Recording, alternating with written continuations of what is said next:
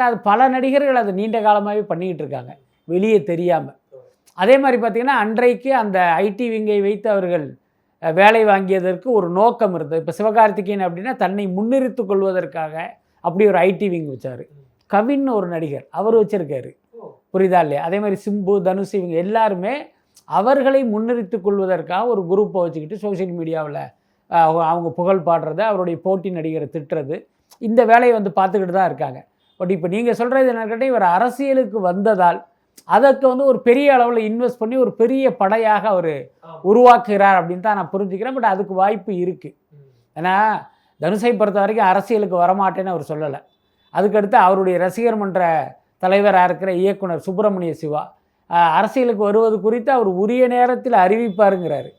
அவர் வரவே மாட்டார்னு அவர் வாயில் வரல, அவரே சொல்லுவார் ஒரு டைமில். இப்போ இதெல்லாம் இவங்களுடைய அஜெண்டாவாக இருக்குது. அதனால் அதனுடைய ஒரு பகுதியாக இந்த ஐடி விங்கை மெயின்டைன் பண்ணுறது கூட இருப்பதற்கு வாய்ப்பு இருக்குது. சிலம்பரசன் இப்போ தனுஷ் என்ன பண்ணாரோ அதை இவரும் பண்ணுவார்ல, அதுதான் விஷயம். இன்னொன்று தனுஷ் பார்த்திங்கன்னா விஜயை எதிர்ப்பதற்காக அரசியலுக்கு வருவதாக இருந்தாலும் இப்போ தனுஷ் அரசியலுக்கு வந்த உடனே சிம்பு சும்மா இருக்க மாட்டார். ஏன்னா இவர் தான் போட்டி. ஸோ அப்படி இருக்கும்போது அவரும் வந்து ஏதாவது ஒரு காரணத்தை சொல்லி வருவதற்கு வாய்ப்பு இருக்குது. அண்டு ஒரு இடத்துல சிவகார்த்திகேயன் அவர்கள் ரீசெண்டாக இந்த கடை திறப்பு விழாவுக்கு போயிருந்தார். அங்கே ஒருத்தர் கத்துறாரு வருங்கால முதல்வரேன்னு.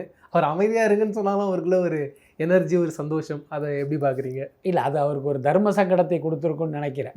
அதுக்காக இவருக்கு அரசியல் ஆசை இல்லை, முதலமைச்சர் ஆசை இல்லைன்னா சொல்ல முடியாது. அது கண்டிப்பாக அவருக்குள்ளே இருக்கும். அதை போய் இந்த இடத்துல போய் சொல்கிறீங்களான்னு அவர் பதறி இருப்பார். அதுக்கு அடுத்து பார்த்திங்கன்னா அப்படி ஒரு சம்பவம் நடந்த பிறகு அந்த இடத்துல பேச முடியாது. ஏன்னா நீங்கள் போயிருக்கிறது ஒரு ஜுவல்லரி திறப்பு விழா, அதுக்கு இவர் பல கோடி பணம் வாங்கியிருப்பார். அங்கே போய் நீங்கள் வந்து ஜுவல்லரியை பற்றி பேசாமல் இந்த அரசியல் பற்றியெல்லாம் பேசுனோம்னா அந்த செய்தியே டைவர்ட் ஆகிடும்.